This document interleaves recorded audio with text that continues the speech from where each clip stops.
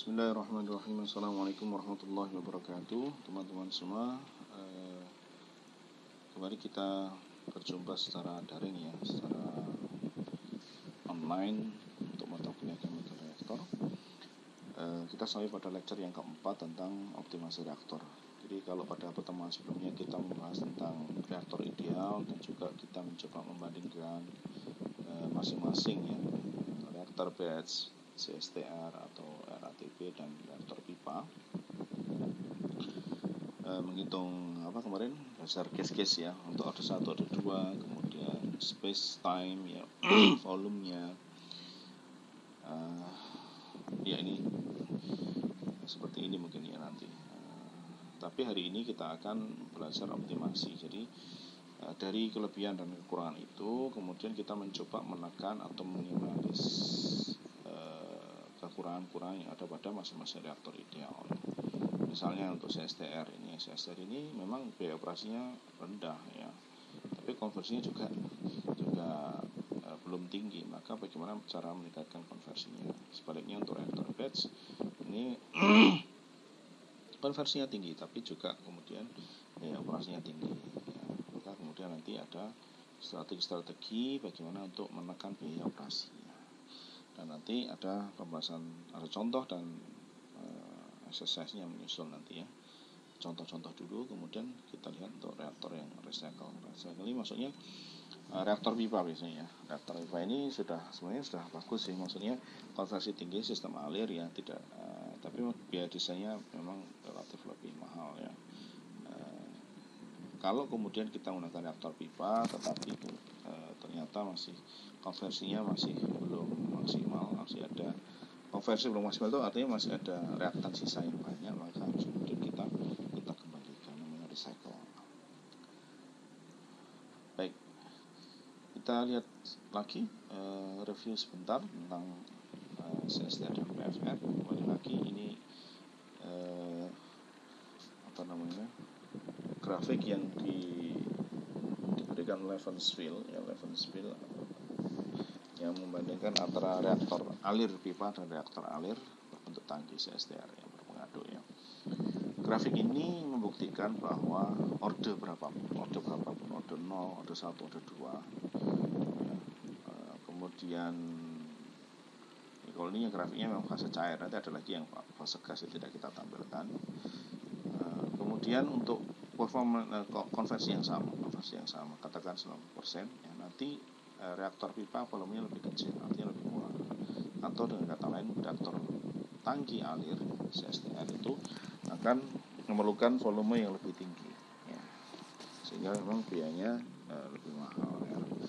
Coba misalnya konversi 90%, TX nya 91 minus 0,9, jadi kira 0,1, tarik ke atas ya. Order berapa? Misalnya order 2, second order yang ini order 2.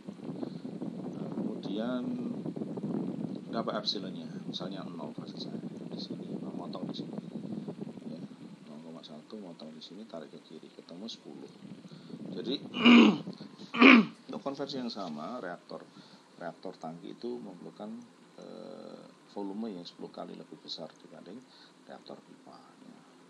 Bagaimana konversinya kecil, 10% misalnya, 1 min 0,1, 0,9, jadi kira-kira di sini, motong ya, tarik ke kiri ya 1, sekian. Jadi memang tidak signifikan kecuali pada versi yang kecil, maka volumenya relatif sama, performanya sama ya, ada sedikit ya. Kemudian ya kesimpulan yang lain tentang CSTR dan PFR ini, performa dari reaktor alir pipa ini akan sebanding dengan reaktor tangki tapi yang lebih dari satu dan disusun seri. Kenapa disusun seri? Karena di sini tangki yang pertama konversinya belum tinggi, kemudian sisanya dilanjutkan di tangki yang kedua, begitu ya. Dilanjutkan lagi ketiga sampai nanti konversinya sama dengan PFR, gitu ya. Bisa dipahami. Jadi misalnya untuk mencapai konversi yang sama ya. Jadi kan volume tangki CSTR kan lebih besar ya. Bisa satu tangki tetapi besar sekali ukurannya ya, untuk mencapai konversinya sama dengan PFR. Maka kemudian pilihannya adalah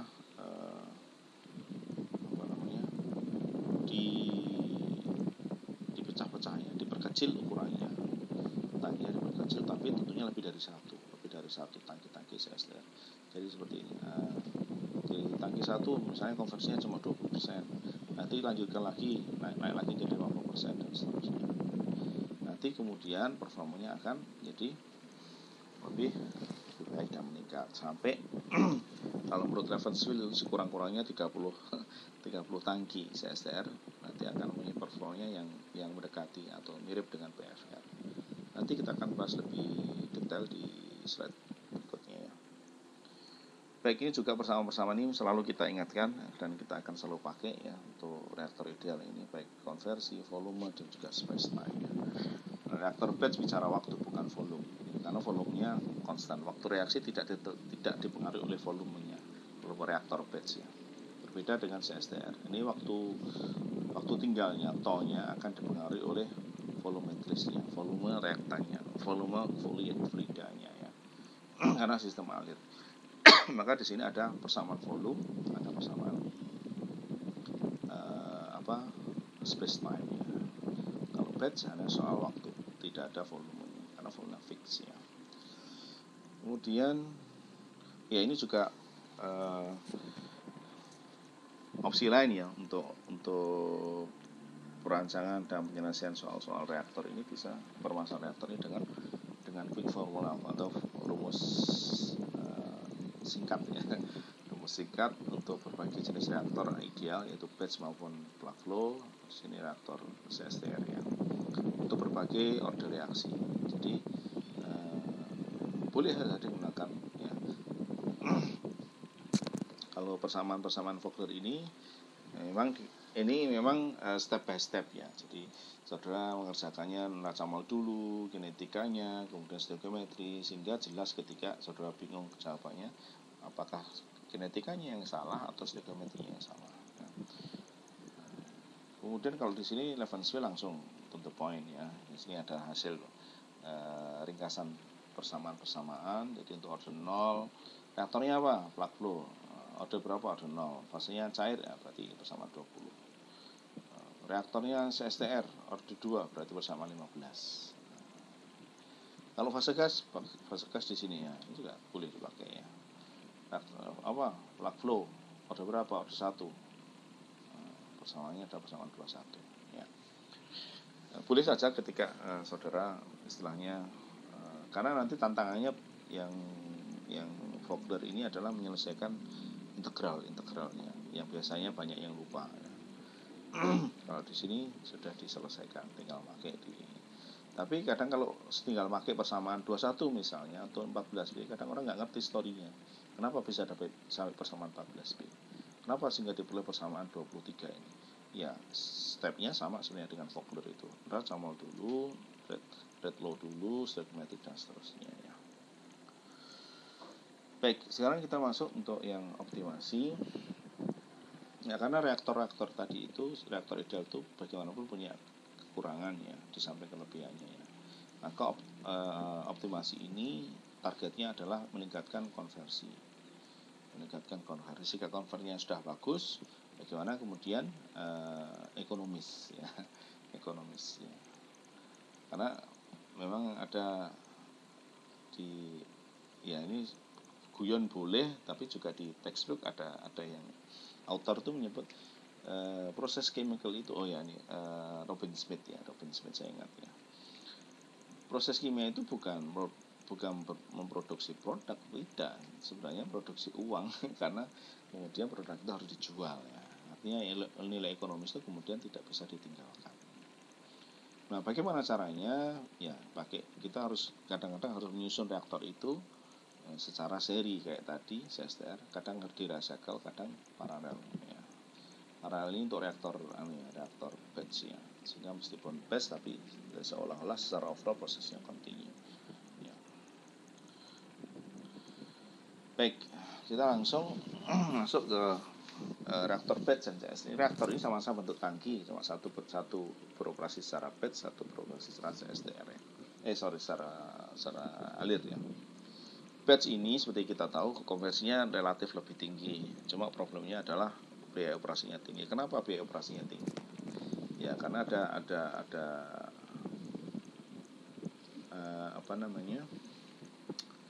step-stepnya ya. Ada step-stepnya seperti bisa kita lihat di sini ya. Ya, ini adalah reaktor batch ya. Ada proses pengisian dulu, treatment dulu, pengisian selesai baru kemudian lanjut ke reaksi. Setelah reaksi selesai baru dikeluarkan produknya, dibersihkan. Nah, ini teman-teman, jadi kalau misalnya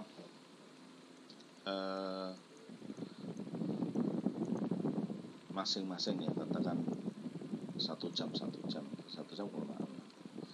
tapi itu sekedar contoh boleh. Jadi ada tahapan 3 katakan ya, pengisian, reaksi, dan pengeluaran produk dan juga cleaning up. Nah kalau kemudian reaksinya katakan 3 jam, ini setengah jam misalnya, jadi total ada 4 jam misalnya. Ini 3 jam, ini cuma setengah jam, ini ada berapa setengah jam? Ini ada berapa? Ada 4 itu berarti ada dalam 24 jam ada dibagi 4, ada 6 batch ya. Artinya apa? Ini biaya ini. Bersih-bersih ini biaya ya, mengeluarkan dan bersih-bersih nanti biaya lagi. Ini biaya lagi. Kita harus mengeluarkan biaya berapa ini? 6 kali loh. 6 batch tadi kalau totalnya waktu adalah 4 jam. Yang mana itu tidak kita jumpai pada sistem alir. Tidak ada karena dia mengalir terus ya. Maka kemudian ini yang menyebabkan biaya operasinya tinggi tadi, yaitu biaya-biaya untuk cleaning up ya, pengeluaran produk untuk dibersihkan, cleaning up dibersihkan ya. Gitu. Itu tidak ada di. Nah, bagaimana cara menekannya? Bagaimana cara menekan operating cost ini ya? Maka cara yang pertama adalah sebenarnya boleh juga tangki penampung ya, boleh juga ditambahkan tapi penampung. Maksudnya bagaimana Pak tangki penampung? Jadi begini, jadi kalau setelah reaktor itu nanti ada unit, ada ini misalnya ini reaktornya ya, kemudian setelah reaktor itu nanti ada misalnya pemisahan ya, destilasi misalnya, destilasi atau evaporator misalnya.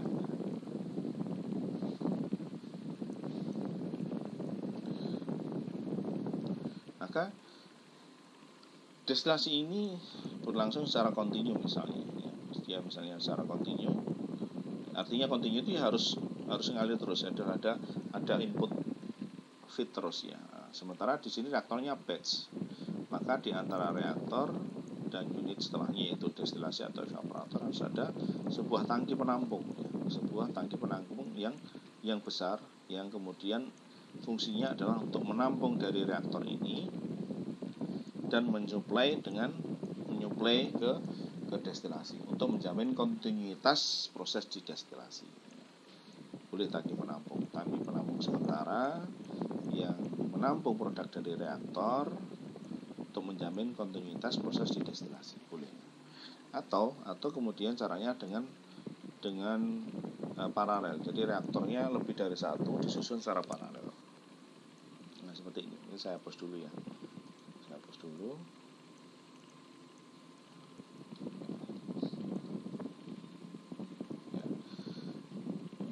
Penyusunan secara paralel itu seperti ini ya. Seperti yang batch ini paralel.